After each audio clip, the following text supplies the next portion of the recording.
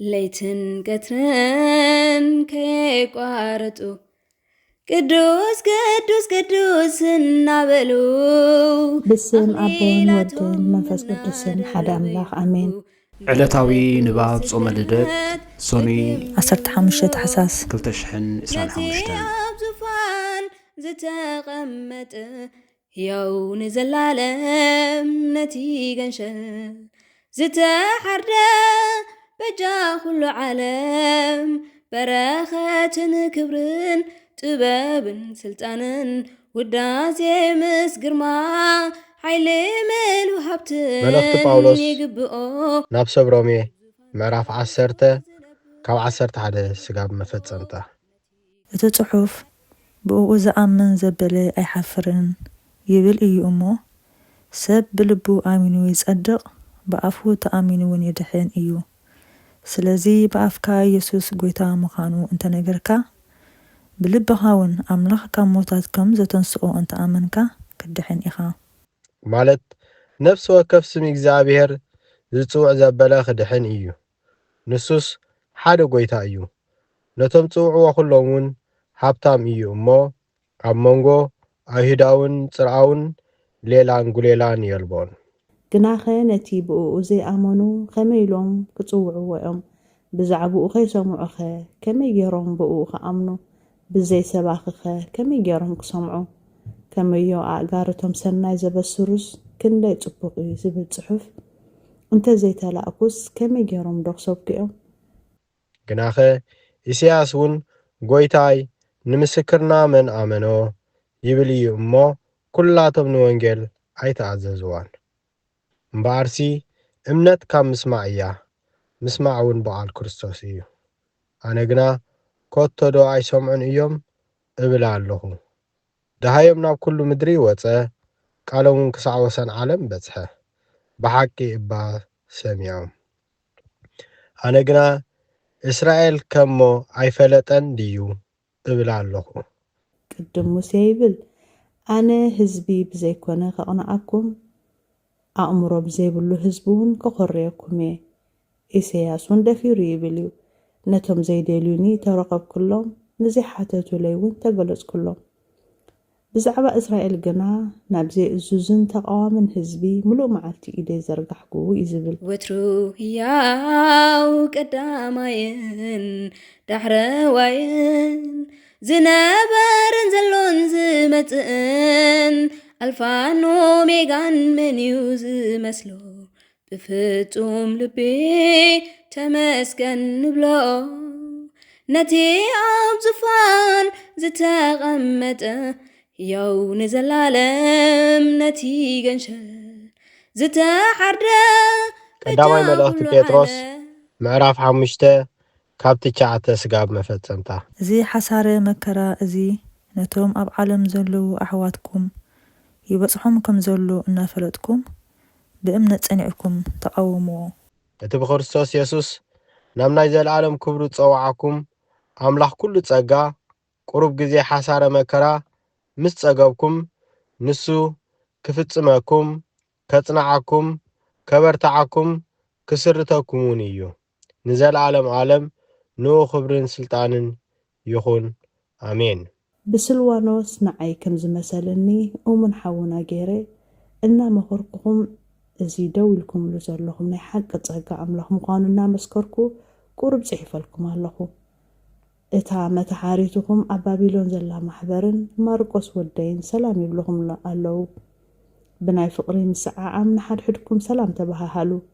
ብክርስቶስ ኢየሱስ ዘለኹም ኩላትኩም ሰላም ይሃለኹም ኣሜን። ይግብኦ ነቲ ብዙፋን ነጊሱ ዝነብር ይግብኦ ነቲ ገንሸል ሓይሊ ሞት ዝስዕር ይግብኦ ነቲ ብዙፋን ነጊሱ ዝነብር ግብረ ሐዋርያት ይግብኦ ምዕራፍ 16 ካብ 14 ክሳብ 16 ሊድያ እትበሃል ንኣምላኽ እትፈርህ ሰበይቲ በዓልቲ ከተማ ቲያትራ ሸያጢት ቀይሕ ሓሪ ጽንቲ ብለና ነበረት። ናብቲ ጳውሎስ ዝብሎ ዝነበረ ከተተብ ከዓ እግዚኣብሔር ልባ ኸፈተላ። ንሳ ምስ ስድራ ቤታ ምስ ተጠመቐት ከዓ ከም ኣማኒት ጐይታ ርኢኹምን እንተኾንኩምሲ ናብ ቤተ ኣቲኹም ተቐመጡ ኢላ ለመነትና ክድውን በለትና።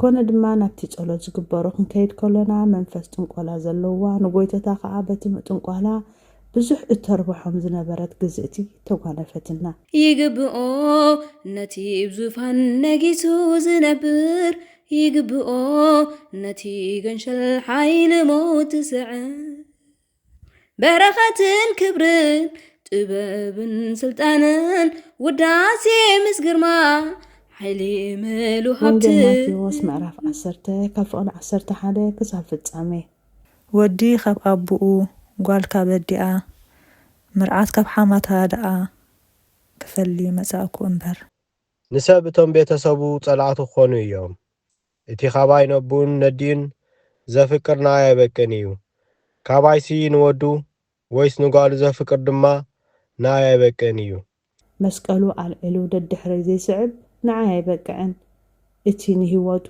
ዝረኽባ ከጥፍኣ እዩ እቲ ንህይወቱ ምእንታይ ዘጥፍኣ ከዓ ክረኽባ እዩ ንኣኻትኩም ዝቕበል ንዓይ ዝቕበል እቲ ንዓይ ዝቕበል ድማ ነቲ ዝለኣኸኒ ዝቕበል ንነቢ ብስም ነቢ ዝቕበል ዓስቢ ነቢ ይረክብ ንጻድቕ ብስም ጻድቕ ዝቕበል ድማ ዓስቢ ጻድቕ ይረክብ ካብዞም ንኣሽቱ ንሓደ ካብ ብስም ወደ መዝሙር ጣሳ ዝሑል ማይ ጥራይ ዘስቲ ዓስቢ ኸቶ ከም ዘይስእን ብሓቂ እብለኩም ኣለኹ ለይትን ቀትርን ከየቋረጡ ቅዱስ ቅዱስ ቅዱስ እናበሉ ኣኽሊላቶም እናደርበዩ ብቅዱስ ስግደት ፍግም ይብሉ ነቲ ኣብ ዙፋን ዝተቐመጠ ያው ንዘላለም ነቲ ገንሸል ዝተሓርደ በጃ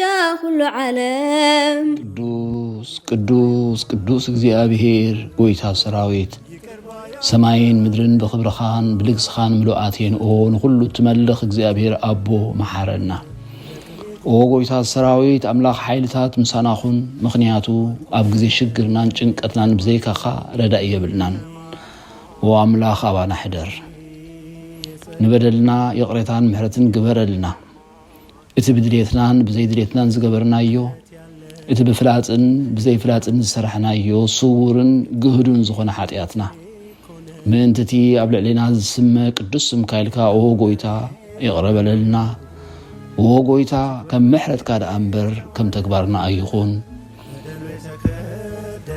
እግዚአብሔር ኣምላኽ ሓይልታት ቅድሚ ኩሉ እዋን ዝነበርካ ንዘለዓለሙን ህልው ዝኾንካ ፀሓይ ብመዓልቲ ከብርህ ጸልማት ከዓ ንዕረፍቲ ደቂ ሰባት ዝፈጠርካ ንጉስ ዘለዓለም ነዛለይቲ እዚኣ ብሰላም ሕዲርካ ናብዛ መጀመርታ መዓልቲ ስለዘእተኻና ነመስግነካ ኣለና ንጉስናን ንጉስ ዘለዓለምን ብርሃን ገጽካ ክትንጸብረቐልና ኣምላኻዊ ብርሃን ፍልጠትካ እውን ከተብርሃልና ንልምነካ ደቂ ብርሃንን ደቂ መዓልትን ክንከውን ኣብቅዓና ጎይታና ምንቲ ዛ መዓልቲ እዚኣ ብቅድስናን ንጽህናን ብሰናይ ምዕዶ ክንሓልፋ ነቲ ዝተረፈ ህይወትና እውን ብዘይ ዕንቅፋት ክንፍጽሞ ሓግዘና ምስ ርህሩህን መፍቀሪ ሰብን ዝኾነ ሓደ ወድኻ ኢየሱስ ክርስቶስን ወሃብ ጸጋ መንፈስ ቅዱስን ክብርን ምስጋናን ውዳሴን ኣምልኾን ሎምን ኩሉ ሰዓን ዘለዓለም ንዓኻ ይኹን ኣሜን ንብርሃን ትልእኮሞ ዝፍኖ ንፀሓይ ኣብ ልዕሊ ሓጥኣንን ጻድቃንን እተብርቕ ጎይታ ንፀሓይ ኣብ ኩሉ ዓለም ከብርህ ዝገበርካ ልብናን ኣእምሮናን ምስተውዓልና ናብርህ ኣብዛ መዓልቲ እዚኣ ደስ ከነብለካ ዓድለና ብጎይታና ኢየሱስ ክርስቶስ ካብ ኩሉ ክፉእ ነገር ዘበል ሓልወና ካብ ኩሉ ሓጢኣትን ካብ ኩሉ ተጻራራ ሓይልን ኣድሕነና ምስ ርሕሩሕን መፍቀሪ ሰብን ዝኾነ ሓደ ወድኻ ኢየሱስ ክርስቶስን ወሃቢ ህይወት መንፈስ ቅዱስን ክብርን ምስጋናን ውዳሴን ኣምልኾን ሎምን ኩሉ ሰዓን ዘለዓለም ንዓኻ ይኹን ኣሜን ጎይታ መሓረና ምሕረትካ እውን ኣብ ዝሓልና ኣብ ነፍሲ ወከፍ ሰዓትን ግዜን ኣብ ሰማይን ምድርን ብኽብረት ዝስገደልካ ክርስቶስ እሙን ኣምላኽና በዓል ነዊሕ ትዕግስትን ብዙሕ ምሕረትን ብሰናያት ዝተመላእካ ርህሩህን ነቶም ኣነ ዝቐዳማዮም ሓጢኣተኛታት እትምሕር ንሓጥእ ብንስሓ ተመሊሱ ብህይወት ክነብር እምበር ሞቱ ዘይትደሊ ምእንትቲ ዝጽበዮም ዘሎ ተስፋ ሰማያት ክረኽቡ ንኹሎም ናብ ድሕነት እትዕድም ጎይታ أبዛ ساعات زيان أب كل ساعاتاتن لمنانا تقبل هيوتنا كان علنا تزازاتك خنقبر مرحنا منفسنا قدس سغانان حساباتنا ننصح تمنيتنا ونسمر حمامنا فوس حتياتنا حدقلنا كاب كل خفوق حزنن سكيات لبن ردعنا بهلونا أو ممكن عقوب بقدسان ملاختخا حلونا نابو هدت امنت كنمرح منتي نابت زي مرمرن زي وسنن فلتتك خنبصح عدلنا نسخان زل عالم بروخ أملاخيخا آمين